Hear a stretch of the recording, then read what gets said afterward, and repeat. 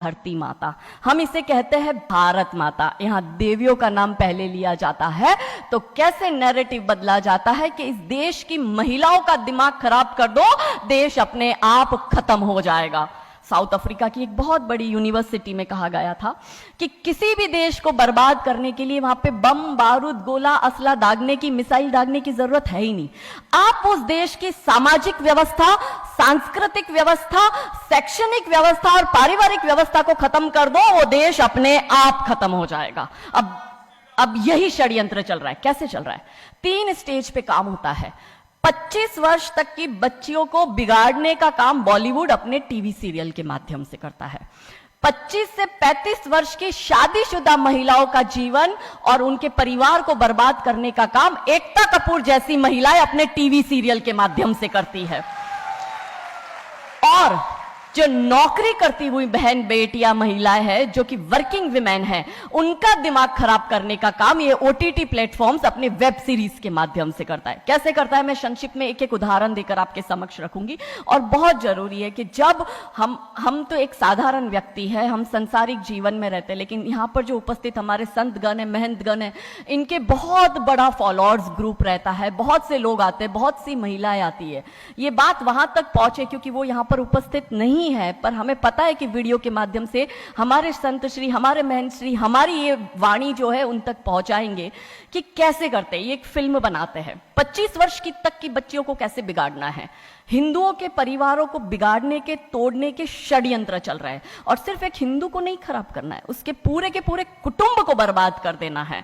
तो एक भारत की महिला 2 परिवार को जोड़ती है, मायका पक्ष और ससुराल पक्ष। और हम कहते हैं कि भारत की परिवार व्यवस्था जो है वो मानवता की सबसे बड़ी देन है। तो इसी व्यवस्था को खत्म कर दो। कैसे कर दो? तो ये एक फिल्म बनाते हैं अतरंगी रे। हमारी क्योंकि दीदी भी यहाँ उपस्थित है जो कि सेंसर बोर्ड में सदस्य है, तो हम इतना उनसे विनती करेंगे कि हमारी ये बात भी उन तक पहुंचाए।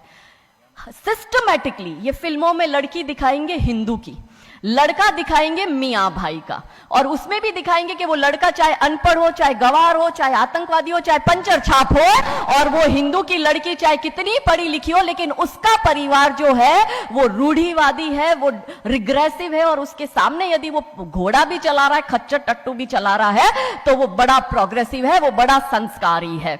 कैसे करते हैं? ये एक फिल्म बनाते हैं अतरंगी रे।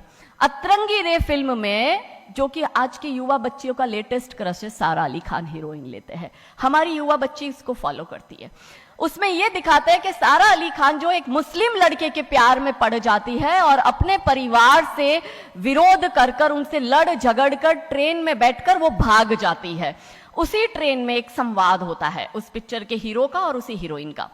दोनों अपनी अपनी लव स्टोरी शेयर करते हैं।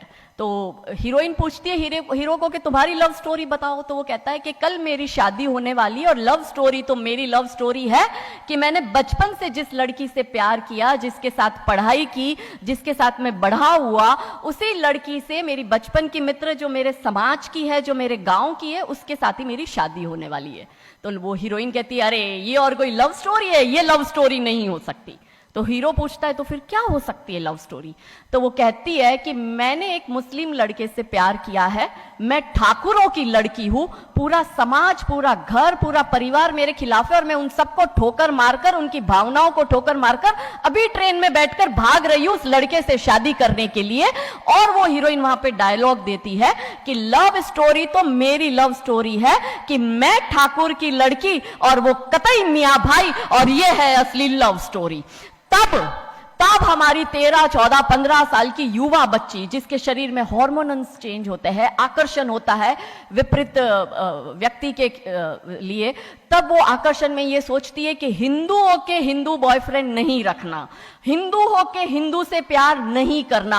आप इतिहास में छपेगी, आपकी लव स्टोरी तभी बनेगी जब आप किसी मियाँ भाई से प्यार करेगी और उससे शादी करेगी।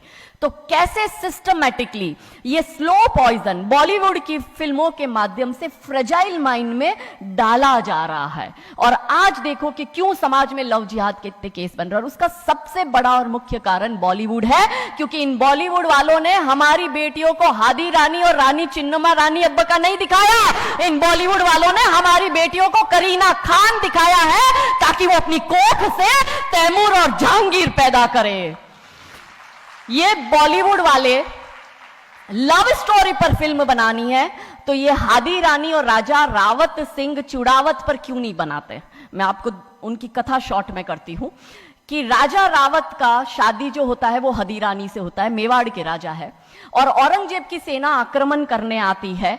और जब औरंगजेब की सेना आती है तो राजा रावत सिंह का 2 दिन पहले ही विवाह हुआ होता है हादी रानी से। तो राजा जी की इच्छा नहीं होती कि मैं युद्ध लड़ने जाऊं, तो हादी रानी बड़े क्रोधित होते हैं। वो कहते तुम मेरी चिंता छोड़ो, तुम अभी इस मातृभूमि की रक्षा के लिए, इस धर्म की रक्षा के लिए आप युद्ध भूमि में जाओ और आप मेरी चिंता मत करना। यदि आप बलिदान भी हो जाओगे तो मैं प्राउडली अपने आप को आपकी विधवा कहूंगी। तब राजा रावत युद्ध लड़ने जाते हैं। युद्ध भूमि में राजा रावत जी को हादी रानी की बहुत याद आती है, क्योंकि नई नई शादी हुई होती है तो नई बियाई दुल्हन को छोड़ के आए होते हैं, तो बहुत याद करते हैं। तो वो अपने दूत को कहते हैं, अभी सेना आने में समय होता है और युद्ध में भी समय होता है, तो वो कहते हैं अपने दूत को कि जा तू रानी सा के पास जा महल में और उनसे कहे कि राजा जी को आपकी बहुत याद आ रही है, आप अपनी कोई एक निशानी उनके लिए भेजो।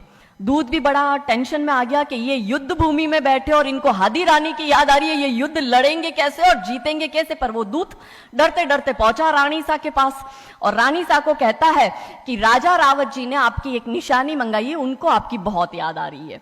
तो रानी सा बहुत क्रोधित हो जाते कि ये मेरा पति कैसा, ये युद्ध लड़ेगा कैसे, औरंगजेब की इतनी बड़ी विशाल सेना है, यदि जहां युद्ध भूमि में बैठकर उसको रणनीति बनानी है वहां वो मेरी निशानी मंगवा रहा है। तब हमारी हादी रानी क्रोधित होती है, हाथ में तलवार लेती है, अपनी गर्दन काटती है, थाल में सजा के दूत को देती है और कहती है जा तेरे राजा को जाके दे देना मेरी निशानी। तब वो दूत युद्ध भूमि में जाता है, राजा जी को हादी रानी की निशानी यानी कि उनका कटा हुआ मुख देता है। राजा जी बड़े दुखी हो जाते हैं, उनको लगता है उनसे बहुत बड़ी गलती हो गई। राजा जी रानी की अंतिम इच्छा समझ जाते हैं। रानी जी के लंबे बाल होते हैं, उन बाल की वो माला बनाते हैं, उनके मुख की माला बनाते, वो युद्ध लड़ते हैं, औरंगजेब से युद्ध जीतते हैं। और जीतने के बाद राजा रावत वहीं युद्ध भूमि में अपना बलिदान देते, अपनी गर्दन काटकर वहीं अपने जीवन का त्याग करते हैं। यह है लव स्टोरी। पर बॉलीवुड इस पर फिल्म नहीं बनाएगी कि इतिहास चुराए नहीं है, हमने इतिहास बनाए हैं और लाखों शीश कटे हैं रण में, तब जाके हिंदू कहलाए हैं। ये महान गौरवशाली इतिहास हमारा, पर बॉलीवुड इसका इतिहास हमारे समक्ष आने नहीं देता। अब रहा 25 से 35 वर्ष की महिला, कैसे बिगाड़ती है एकता कपूर। वही sari, typical dress, typical getup, पीछे उसकी सीरियल में एकता कपूर की सीरियल में पीछे बहुत बड़ी अंबे मां की मूर्ति। दिखाएंगे कैसे हिंदू महिला को, क्योंकि परिवार खत्म करना है हिंदुओं का। तो वो एक से प्यार करेगी, शादी दूसरे से करेगी, जीवन में तीसरा पुरुष आएगा, फिर दूसरा मर जाएगा, फिर उसको चौथा पसंद आने लगेगा, फिर जो मर गया वो जिंदा हो जाएगा, फिर कंफ्यूज हो जाएगी किसके साथ जाऊं, दूसरे के साथ कि चौथे के साथ। क्या हमारी भारतीय महिलाएं, क्या हमारी हिंदू महिलाएं, सबसे बड़ा प्रश्न यह है कि क्या हम 4-4 पुरुषों के साथ अफेयर करते हैं? क्या ये हमारा सम्मान है? और अगर यदि हम सब एक होकर इसके लिए नहीं बोलेंगे तो ये आवाज नहीं उठेगी। और दुख की बात यह है कि ऐसी एकता कपूर जैसी महिलाएं जो घर तोड़ने का काम कर रही है, इनको पद्मश्री अवार्ड मिल जाता है। कैसे मिलता है? भारत सरकार से इस भूमि पर खड़े होकर मैं निवेदन करती हूं कि आप ऐसी महिलाओं के पद्मश्री वापस लो, क्योंकि ये महिलाएं हिंदू परिवारों के मकान, घर तोड़ने का काम कर रही है। और तीसरा और अंतिम, नौकरी करने वाली बहनों का दिमाग कैसे खराब करना है। तो ओटीटी प्लेटफॉर्म के माध्यम से ये दिखाएंगे कि यदि आप नौकरी कर रही है तो आपके सास ससुर आपके पैर की जूती, आपका पति आपके पैर की जूती। बच्चा पैदा करने के लिए आपको किसी से शादी करने की जरूरत नहीं है, आपको ससुराल व्यवस्था में रहने की जरूरत नहीं है, और आप है फेमिनिस्ट। और स्त्रीवाद का झंडा दिखाकर हमारी बहन बेटियों को एक हाथ में शराब का ग्लास, दूसरे हाथ से सिगरेट फूको, अंग्रेजी में गालियां बको और आप अपने आप को फेमिनिस्ट कहो। क्या यह फेमिनिज्म है भारत की धरती का? ये कभी नहीं हो सकता। रानी चिन्नमा, रानी अब्ब का फेमिनिज्म का उदाहरण है, और दूर जाने की जरूरत नहीं है। हमारी परम पूजनीय दीदी मां साध्वी रितंबरा दीदी मां फेमिनिज्म का सबसे बड़ा उदाहरण हमारे समक्ष है। रानी नायका देवी, रानी लक्ष्मीबाई हमारे लिए फेमिनिज्म का सबसे बड़ा उदाहरण है। तो यहां उपस्थित सभी महानुभावों से हम यही विनती करते हैं कि फिल्म के माध्यम से ड्रग्स, अश्लीलता और गाली गलौच ये दिखाने के सिवाय कुछ नहीं होता।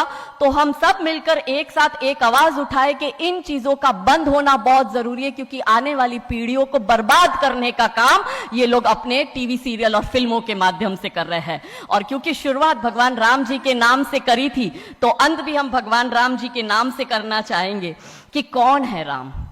राम जो है चेतना है, बिंदु है, बिंदु जिससे प्रस्फुटित है तेज, तेज जो कि इस समस्त सृष्टि की रचना की कल्पना का हेतु है। अनाम है, अनाम जो है पंक्ति में प्रथम, प्रथम है धर्म धैर्य का